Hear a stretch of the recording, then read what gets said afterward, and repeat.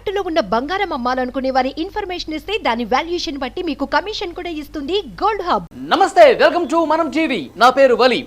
గుడివాడలో కొడాలి నాని ఇంటి దగ్గర, వల్లభనేని వంశీ ఇంటి దగ్గర గన్నవరం నియోజకవర్గంలో ఉద్రిక్త పరిస్థితులు కొనసాగుతున్నాయి. ముఖ్యంగా వాళ్ళ ఇళ్ల దగ్గరికి తెలుగుదేశం పార్టీ కార్యకర్తలు వెళ్లి దాడులు చేస్తున్నటువంటి సిచ్యువేషన్ కనిపిస్తోంది. కోడిగుడ్లతో దాడి చేస్తున్నారు, రాళ్లు విసిరే ప్రయత్నం చేసేటట్టుగా మనకి సమాచారం వస్తుంది. ముఖ్యంగా వీరి ఇద్దరి ఇళ్ల దగ్గర పరిస్థితి చూసుకుంటే ఒక హై టెన్షన్ వాతావరణం కనిపిస్తోంది. అక్కడికి వెళ్ళి మీరు అధికారంలో ఉన్నప్పుడు ఏవైతే భాష మాట్లాడారో, ఏవైతే సవాళ్లు చేశారో వాటిని నిరూపించుకోవాలంటూ పెద్ద ఎత్తున ఆరోపణలు చేస్తూ, నినాదాలు చేస్తూ ఒక ఉద్రిక్త పరిస్థితి కనిపిస్తోంది. ముఖ్యంగా వల్లభనేని వంశీ ఉంటున్నటువంటి అపార్ట్మెంట్ లోపలికి చొరబడే ప్రయత్నం చేశారు. అలాగే ఇక్కడ ముఖ్యంగా గుడివాడలో కూడా కొడాలి నాని నివాసం దగ్గరికి వెళ్ళి కోడిగుడ్లు విసిరిన పరిస్థితి కనిపిస్తుంది. అక్కడ పోలీసులు భారీగా మోహరించిన పరిస్థితి.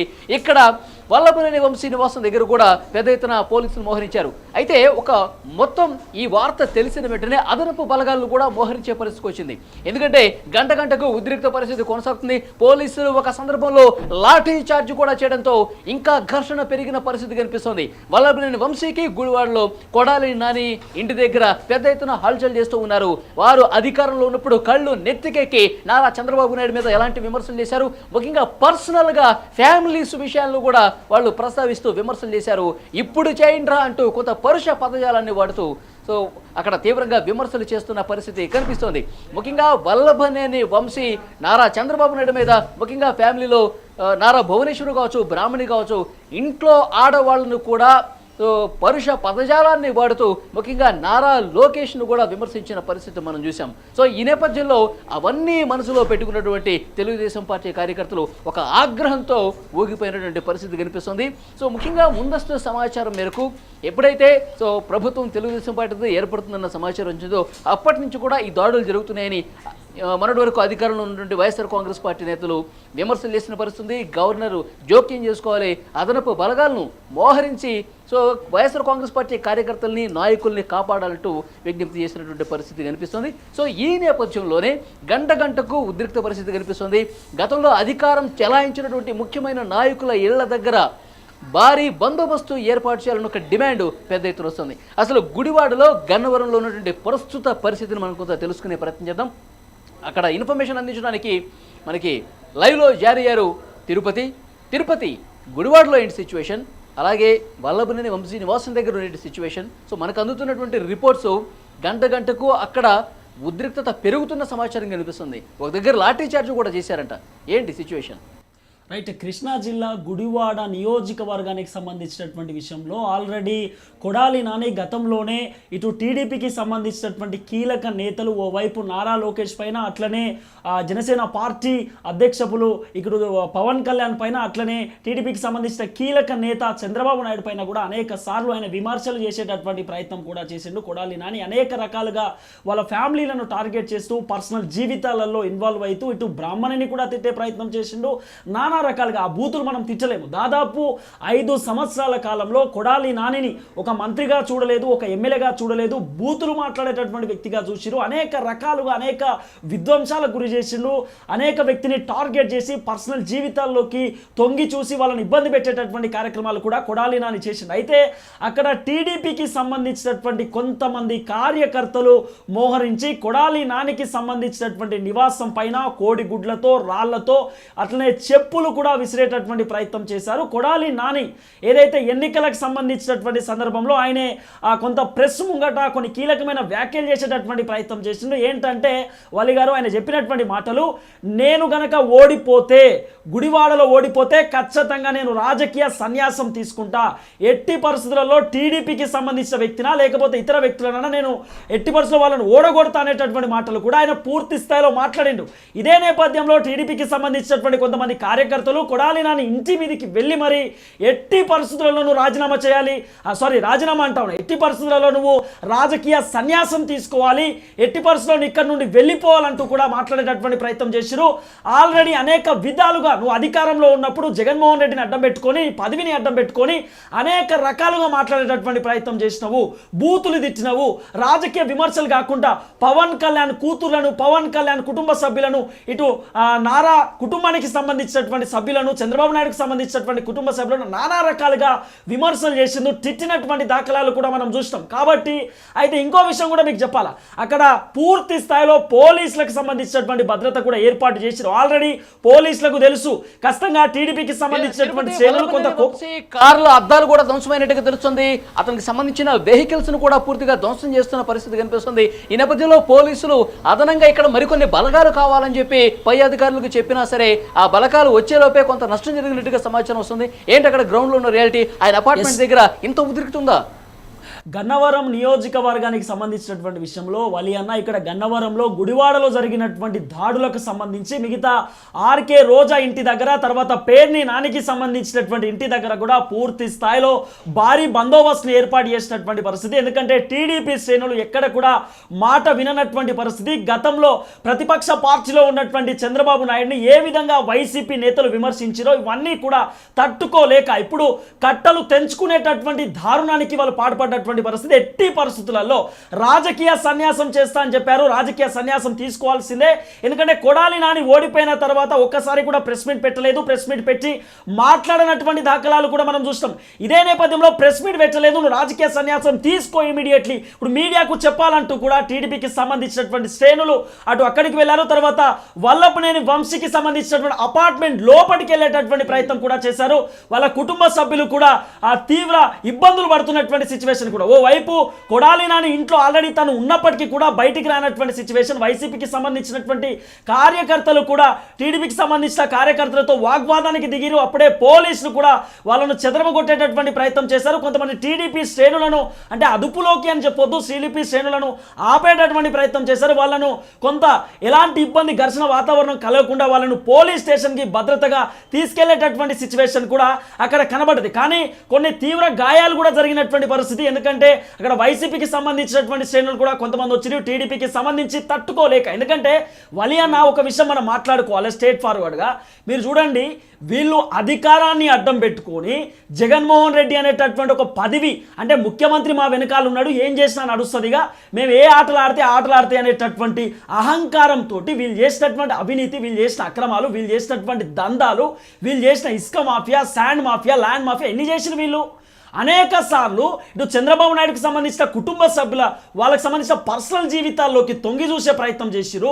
అనేక రకాలుగా నారా లోకేష్ వాళ్ళ భార్య గురించి మాట్లాడారు, వాళ్ళ తల్లి గురించి మాట్లాడారు, చంద్రబాబు నాయుడు గురించి మాట్లాడారు.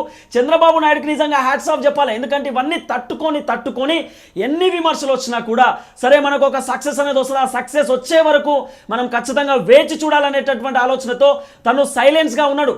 కానీ ఎప్పుడైతే చంద్రబాబు నాయుడు ఏడ్చిందో ప్రెస్ మీట్ పెట్టి, అంటే తట్టుకోలేక సడన్గా కన్నీళ్ళు వచ్చినటువంటి సిచ్యువేషన్ కూడా చూసినాం. ఆ రోజు కూడా టీడీపీ శ్రేణులు సరే మనం హిట్ బ్యాక్ కొట్టాలి, ఖచ్చితంగా మనకు టైం వస్తుంది అనేటటువంటి ఆలోచనలో వాళ్ళు ఉంటుండే. ఎప్పుడైతే కూటమి గెలిచిందో ఇక టీడీపీ శ్రేణులకు సంబంధించినటువంటి ఆ ఓపిక నశించిపోయింది. ఖచ్చితంగా వీళ్ళు రాజకీయ సన్యాసం చేస్తా అని చెప్పి ఓవర్ యాక్షన్ చేసిరు. రాజకీయ సన్యాసం చేయాల్సిందే అంటూ ఇటు వల్లభనేనికి సంబంధించిన వంశీ ఇంటిపైన చెప్పులు విసిరే ప్రయత్నం చేసిరు.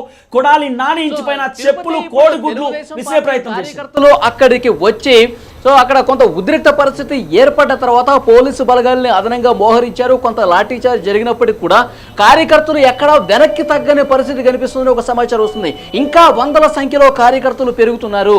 ఇంకా ఈ రాత్రి సమయంలో ఎటువైపు నుంచైనా దాడి చేయొచ్చు, ఇల్లును కూడా ధ్వంసం చేయొచ్చు అని ఒక పెద్ద ఎత్తున చర్చ జరుగుతుంది. నిజంగా అలాంటి సిచ్యువేషన్ ఉంటే గనక కంట్రోల్ చేసే పరిస్థితి కనిపిస్తుందా? ఇప్పటికే ఇబ్బందికర పరిస్థితి కనిపిస్తుంది. పరిస్థితులు మారిపోయే పరిస్థితి ఉందా అక్కడ? 100% మీరు చెప్పింది కరెక్ట్. నేను మళ్ళీ చెప్తున్నా, కొడాలి నానియా లేకపోతే వల్లభనేని వంశీ వీళ్ళిద్దరే టార్గెట్ కాదు, ఇంకా చాలా మంది ఉన్నారు. ఆర్కే రోజా కూడా ఇటు చంద్రబాబు నాయుడిని, పవన్ కళ్యాణ్ అనేక సార్లు విమర్శించేటటువంటి కోణాలలో మాట్లాడింది. తర్వాత అనేకమైనటువంటి వ్యక్తులు, అమర్నాథ్ కానివ్వండి లేకపోతే వేరే వ్యక్తులు చాలా మంది మాట్లాడేటటువంటి ప్రయత్నం చేశారు. పేరుని నాని కూడా మాట్లాడింది.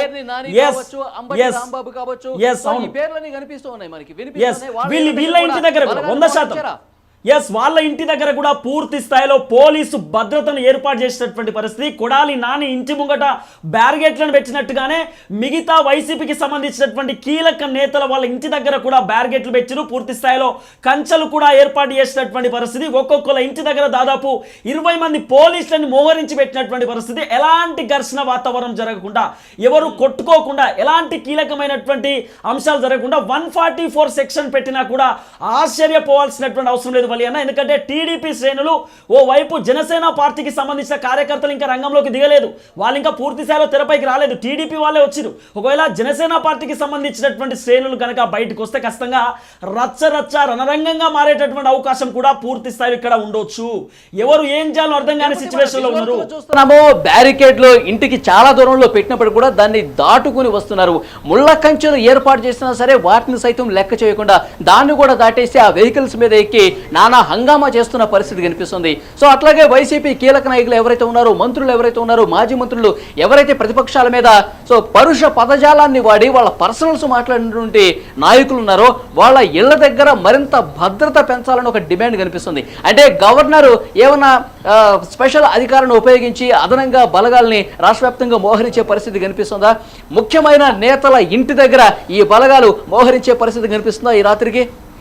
ఎస్, వైఎస్ జగన్మోహన్ రెడ్డి గారు ఆల్రెడీ గవర్నర్కి ఒక లేఖ పంపించేటటువంటి ప్రయత్నం చేశారంటూ కూడా కొంత చర్చ నడుస్తున్నటువంటి పరిస్థితి. ఎందుకంటే మాకు సంబంధించినటువంటి నేతల పైన దాడులు జరిగేటటువంటి అవకాశం ఉంది, ముందస్తుగానే మీకు ఇన్ఫర్మేషన్ ఇస్తా ఉన్నా, దయచేసి వాళ్ళకు భద్రత కల్పించండి, కాపాడేటటువంటి ప్రయత్నం చేయండి, ప్రజాస్వామ్యాన్ని కూనీ చేయకండి, ప్రజాస్వామ్యాన్ని పూర్తి స్థాయిలో పరిరక్షణ కల్పించండి అంటూ కూడా జగన్మోహన్ రెడ్డి ఒక లేఖ రాసేటటువంటి ప్రయత్నం చేశాడంటూ చర్చ నడుస్తుంది. ఎందుకంటే వైసీపీకి సంబంధించినటువంటి కీలక నేతలు 175 మందిలో దాదాపు పోయినసారి గెలిచినటువంటి 150 మంది కీలక నేతలు, మాజీ ఎమ్మెల్యేలు, గెలిచినటువంటి ఎమ్మెల్యేలు, మాజీ మంత్రులు, ఎమ్మెల్సీలు అందరూ కూడా జగన్మోహన్ రెడ్డిని నిన్న కలిసేటటువంటి ప్రయత్నం చేసిరు. నిన్న జగన్మోహన్ రెడ్డితో భేటీ అయ్యారు. ఆ భేటీలో కూడా చెప్పిరట, సార్ మమ్మల్ని కాపాడండి, మేము ఇబ్బందులకు గురయ్యేటటువంటి అవకాశం కనబడతా ఉంది, మిమ్మల్ని చూసుకొని మేము రెచ్చిపోయినాము, మిమ్మల్ని చూసుకొని మేము అనేక విధాలుగా వాళ్ళ పర్సనల్ జీవితాల్లో కూడా తొంగి చూసినాము, పర్సనల్ లైఫ్ని కూడా టార్గెట్ చేస్తూ మాట్లాడినాము, ఈ రోజు అధికారం కోల్పోయింది, నానా రకాలుగా ఇబ్బంది పడతా ఉన్నాం, దయచేసి కాపాడండి అంటూ కూడా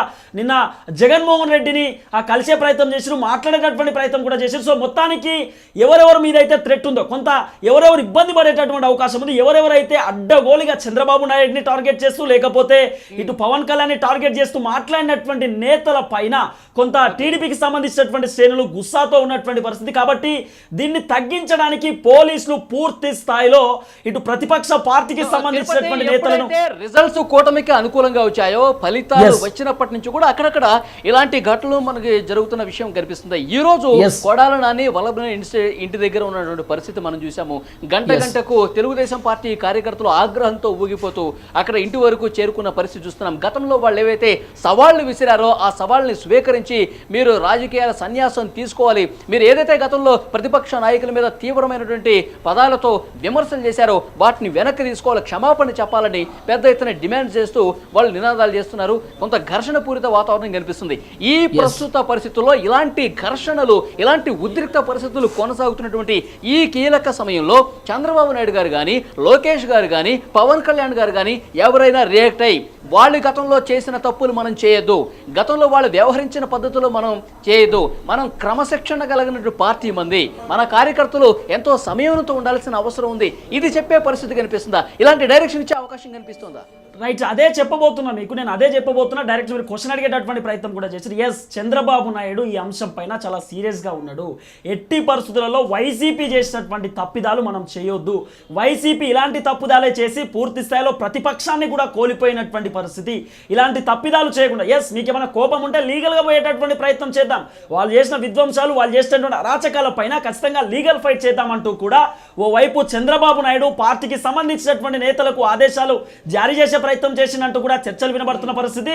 దాడులు చేయొద్దు, మనం ఖచ్చితంగా రాజ్యాంగబద్ధంగా ముందుకు పోవాల్సినటువంటి అవసరం ఉంటుంది, ప్రజాస్వామ్యబద్ధంగా ముందుకు పోవాల్సినటువంటి అవసరం ఉందనేటటువంటి కోణాలలో కూడా చంద్రబాబు నాయుడు పూర్తి స్థాయిలో టీడీపీకి సంబంధించినటువంటి శ్రేణులకు ఆదేశాలు ఇచ్చినటువంటి చర్చ నడుస్తుంది. ఇంకోటి వలి అన్న, ఇక్కడ షాకింగ్ ఒక అంశం చూసుకోవాలా, పోలీసులు అక్కడ ఉన్నప్పటికీ పోలీసుల దగ్గరుండి వాళ్ళు కోడిగుడ్లు రాళ్ళు విసురుతున్నప్పటికీ కూడా పోలీసులు అక్కడ చూస్తూ ఉన్నారంటే పాపం వాళ్ళకు కూడా తెలుసు దాదాపు 5 సంవత్సరాలు ఎంత నరకాన్ని అనుభవించి ఉంటారు పోలీసులు, ఎంత ఇబ్బందులు పడి ఉంటారు పోలీసులతో ఎంత అరాచకం చేపించుంటారు వైసీపీకి సంబంధించిన నేతలు. తిరుపతి ఒక బ్రేకింగ్ న్యూస్ మనకు అందుతోంది. జన సైనికులు కూడా ఇక రంగంలోకి దిగినటువంటి సమాచారం వస్తుంది. ఎందుకంటే పవన్ కళ్యాణ్ మీద పర్సనల్ గా విమర్శలు చేసిన మంత్రుల విషయానికి వస్తే పేర్ని నాని కావచ్చు, తర్వాత ముఖ్యంగా పవన్ కళ్యాణ్ ని టార్గెట్ చేస్తూ జోగి రమేష్ విమర్శలు మనం చూసాం. సో రోజా గారు కావచ్చు, ఇట్లా పవన్ కళ్యాణ్ ని జనసేన పార్టీని ఎక్కువగా టార్గెట్ చేసినటువంటి నేతల ఇళ్ల దగ్గర కూడా అదనపు బలగాలు మోహరించాలని చెప్పి పెద్ద ఎత్తున వార్తలు వస్తున్నాయి. ఈ సందర్భంలోనే జన సైనికులు కూడా ఎంటర్ అయి ఆ ఇళ్లను ముట్టడించే కార్యక్రమం తీసుకున్నట్టుగా తెలుస్తుంది. వాళ్ళ ఇళ్లకు సంబంధించిన దగ్గర అక్కడ కూడా కార్యకర్తలు ఒక రణరంగాన్ని సృష్టించే ప్రయత్నం జరుగుతున్నట్టుగా ఒక సమాచారం అయితే వస్తుంది. ఇటు తెలుగుదేశం పార్టీ నాయకులు ఎవరైతే వాళ్ళ అధినేతల్ని విమర్శలు తిట్టారో, సో వాళ్ళ ఇళ్ల దగ్గర ప్రస్తుతం ఏ విధంగా అయితే ఘర్షణ ఉందో, ఇప్పుడు పవన్ కళ్యాణ్ ని తిట్టిన నేతలు ఎవరైతే ఉన్నారో వాళ్ళ ఇంటి దగ్గర కూడా జన సైనికులు ముట్టడించే కార్యక్రమం తీసుకున్నారని ఒక సమాచారం వస్తుంది. ఈ నేపథ్యంలో అక్కడ అలాంటి నాయకుల ఇళ్ల దగ్గర ప్రస్తుతం పరిస్థితి ఏంటి, అక్కడ ఘర్షణ చెలరేయకుండా, అక్కడ ఉద్రిక్త పరిస్థితులు రాకుండా, అక్కడ అవాంఛనీయ ఘటనలు జరగకుండా ఎలాంటి చర్యలు తీసుకున్న పరిస్థితి కనిపిస్తోంది తిరుపతి. దీంట్లో మనం ముఖ్యంగా మాట్లాడుకోవాలంటే డైమండ్ రాణి రోజా, ఆర్కే రోజా గురించి మనం మాట్లాడుకోవాల్సిన అవసరం ఉంటుంది. ఎందుకంటే పవన్ కళ్యాణ్ని పూర్తి స్థాయిలో విమర్శించినటువంటి వ్యక్తి ఎవరైనా ఉన్నారా అంటే డైమండ్ రాణి. కాబట్టి డైమండ్ రాణికి ఈసారి ఇబ్బంది అయ్యేటటువంటి అవకాశం ఉండొచ్చు. కానీ పవన్ కళ్యాణ్ మాత్రం స్ట్రేట్ ఫార్వర్డ్గా ఇన్స్ట్రక్షన్స్ జారీ చేసిండు. జనసేన పార్టీకి సంబంధించినటువంటి శ్రేణులకు, కార్యకర్తలకు, వీర మహిళలకు కూడా ఆయన చెప్పే ప్రయత్నం చేసిండు. మనం ఈరోజు గెలిచినామని చెప్పి అహంకారం చూపియొద్దు, గెలిచినామని చెప్పి సక్సెస్ని ఎక్కడ కూడా మిస్యూజ్ చేయొద్దు అంటూ కూడా ఆల్రెడీ జనసేన అధినేత పవన్ కళ్యాణ్ స్ట్రిక్ట్గా చెప్పేటటువంటి ప్రయత్నం చేసిండు. కాబట్టి కొంత ఘర్షణ వాతావరణం ఉండకపోవచ్చు, అయినప్పటికీ కూడా టీడీపీకి సంబంధించినటువంటి శ్రేణులు పవన్ కళ్యాణ్ పైన అభిమానం ఉండి జనసేన జై పవన్ కళ్యాణ్ అంటూ ఏమైనా నినాదాలు ఇస్తే సరే, వాళ్ళని కూడా జన సైనికులు అనుకునేటటువంటి కొంత అంశాలు కూడా ఉండొచ్చు వాళ్ళు అన్న. సో మొత్తానికైతే ఆంధ్రప్రదేశ్లో చాలా చోట్ల కొంత ఉద్రిక్త పరిస్థితులు కొనసాగుతున్నటువంటి సిచ్యువేషన్ కనిపిస్తుంది. వల్లభనేని వంశీ, కొడాలి నాని ఇళ్ల దగ్గర అయితే ఒక రణరంగాన్ని తలపిస్తున్న పరిస్థితి ఉంది. సో గంటకి కార్యకర్తలు పెరుగుతున్నారు. తెలుగుదేశం పార్టీ కార్యకర్తలు వాళ్ళిద్దరికి వ్యతిరేకంగా నినాదాలు చేస్తున్నారు, కోడిగుడ్లు విసురుతున్నారు, రాళ్లు విసురుతున్నారు, బయటికి రండి, ఇప్పుడు మీ దమ్మేంటో చూపించండి అంటూ పెద్ద ఎత్తున అక్కడ ఒక ఉద్రిక్తపరమైన పరిస్థితి కనిపిస్తుంది. పోలీసులు చాలా మోహరించినప్పటికీ కూడా అక్కడక్కడ లాఠీ చార్జ్ జరిగినప్పటికీ కూడా ఈ ఉద్రిక్తత చల్లారని సిచ్యువేషన్ అయితే చాలా చోట్ల కనిపిస్తుంది. మరోవైపు కొంతమంది జన సైనికులు కూడా రోడ్ల మీదకి వచ్చి ఆందోళన చేసే పరిస్థితి. గతంలో పవన్ కళ్యాణ్ మీద పర్సనల్ గా వాళ్ళ ఫ్యామిలీ విషయాలు కూడా మాట్లాడి 4 పెళ్ళాలు 3 పెళ్ళాలు అని చెప్పి మాట్లాడిన నాయకులు, నేతలు ఎవరైతే ఉన్నారో వాళ్ళ ఇంటికి కూడా ముట్టడించే కార్యక్రమం జనసేన తీసుకుంటుందని చెప్పి ఒక వార్త అయితే వస్తుంది. సో ఈ సంస్కృతి గతంలో ఉంది, ఇప్పుడు ఉండకూడదు అని ఒక డైరెక్షన్ ఇప్పుడు అధికారంలో వచ్చినటువంటి నాయకులు ఇవ్వాల్సినటువంటి అవసరం ఉందని కొంతమంది మేధావులు కూడా అభిప్రాయపడుతున్నటువంటి ప్రస్తుత పరిస్థితుల్లో నెక్స్ట్ ఇంకా ఏం జరగబోతుందన్న ఒక సీరియస్నెస్ అయితే రాష్ట్రంలో నెలకొన్న సిచ్యువేషన్ అయితే కనిపిస్తోంది.